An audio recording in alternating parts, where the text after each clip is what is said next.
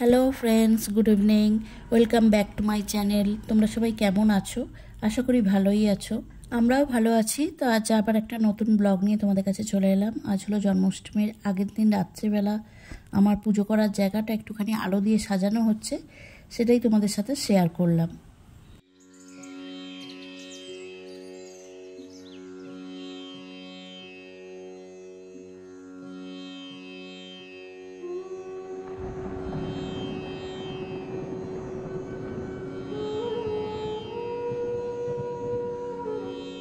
আমি এখন পুজো করে রান্নাঘরে চলে এসেছি। তো রান্নাঘরে এবার কি হয় দেখি, তোমাদের সাথে সবই শেয়ার করব। এখন কপিটা কাটছি, এই যে কপি পোস্ত হবে, আর কি হবে না হবে সবই তোমাদের সাথে শেয়ার করবো। তো চলো দেখতে থাকো। বেগুন ভাজা হবে বলে নুন হলুদ মাখানো আছে, আর এখানে দেখো কপি পোস্ত একদম রেডি হয়ে গেছে। এখন প্রায় 1:10 মতো বাজে। আমি স্নান করে ফ্রেশ হয়ে চলে এসেছি, আর সবাইকারই মোটামুটি স্নান হয়ে গেছে। রূপাই গেছে স্নান করতে, ওরও হয়ে এসেছে। তো আজকে আমাদের জন্মাষ্টমী। আজকে ওয়েদারটা খুব সুন্দর, সকাল থেকেই দেখো বেশ একদম একটা রোদ ঝলমলে পরিবেশ। এই যে খুব রোদ উঠেছে। কদিন তো খুব বৃষ্টি হচ্ছিল, মানে সারাদিনই বৃষ্টি হচ্ছিল, মেঘলা ছিল। আজকে সকাল থেকে ওয়েদারটা খুব ভালো। আর আমাদের জন্মাষ্টমীর সমস্ত অনুষ্ঠান, মানে যা কিছু পালনীয় হবে, পুজো হবে, সবই তো রাত্রে, সেগুলো তোমাদের সাথে শেয়ার করব। রাত্রে ওয়েদারটা ভালো থাকলেই ভালো হয়। প্রতি বছরই প্রায় বৃষ্টি হয়, যেহেতু শ্রীকৃষ্ণের জন্মের সময় বৃষ্টি হয়েছিল। তো দেখা যাক রাত্রে কিরকম ওয়েদার থাকে, আর আমরা কিভাবে কি পালন করি সবই দেখাবো। তো আমাদের আজকে উপোস, ভাত খেতে নেই। তো আমরা শ্যামা চাল খাবো। শ্যামা চাল একটু ভাতের মতো সেদ্ধ করে নিয়েছি, আর কপি পোস্ত করলাম, দেখলেই তোমরা। আর বাচ্চাদের জন্য মুগের ডাল, কপি পোস্ত আছে, নিরামিষ, এইসবই খাওয়া হবে। তো চলো ব্লগটা দেখতে থাকো। এখন সন্ধ্যা হয়ে গেছে, আমি এই ছাদে জামাকাপড় তুলতে এসেছিলাম। জামাকাপড় তোলাও হয়ে গেছে। আজকে সারাদিন এক ফোঁটাও বৃষ্টি হয়নি, ওয়েদারটা খুব ভালো, বেশ সাডি ওয়েদার ছিল। তো আকাশ এখন ভালোই মেঘ করেছে, আকাশ সাজিয়ে এসেছে।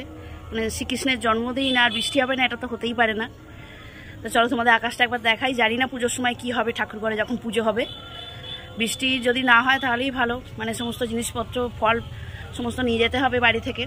খুব একটা দূর নয়, তবুও বৃষ্টিটা হলে সেই ছাতা মাথায় দিয়ে সব কিছু এ করতে হবে। আগের বারে যখন জন্মাষ্টমী হয়েছিল, বৃষ্টি হয়েছিল, খুবই অসুবিধা হয়েছিল। জানি না শ্রীকৃষ্ণের কি ইচ্ছা। তো চলো তোমাদের দেখাই আকাশটা কি অবস্থা এখন। দেখো প্রচুর মেঘ করেছে আকাশে।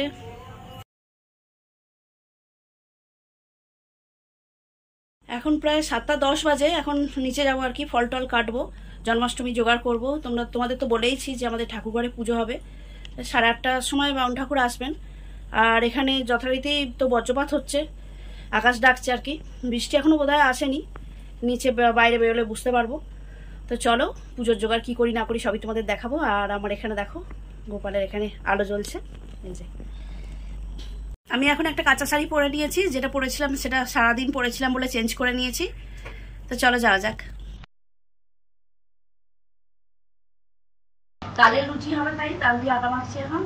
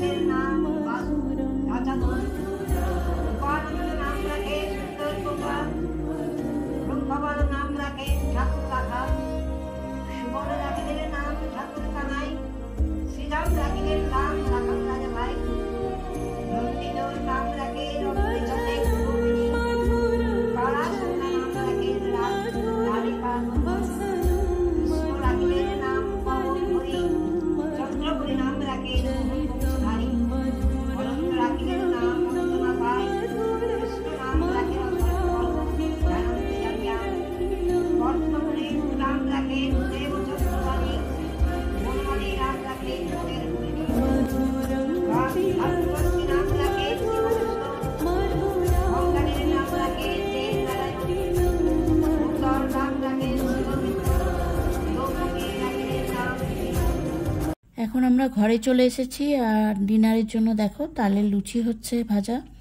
তো প্রচুরই রাত্রির হয়ে গেছে, তো বাকি সব করাই ছিল। লুচিটা ভেজে নিয়ে আমরা ডিনার সেরে নিলাম। এখন আমাদের ডিনার হয়ে গেছে, এখন অনেকটাই রাত্রি হয়ে গেছে, প্রায় 11:15 বাজে। তো আজকে ব্লগটা এখানেই শেষ করছি। তোমাদের কেমন লাগলো তোমরা অবশ্যই জানিও, আর ভালো লাগলে লাইক কমেন্ট শেয়ার সাবস্ক্রাইব করে দিও আমার চ্যানেলটাকে। এখন গুড নাইট, টাটা। এটা পরের দিন সকালবেলা সবাইকে প্রসাদ দেওয়া হচ্ছে।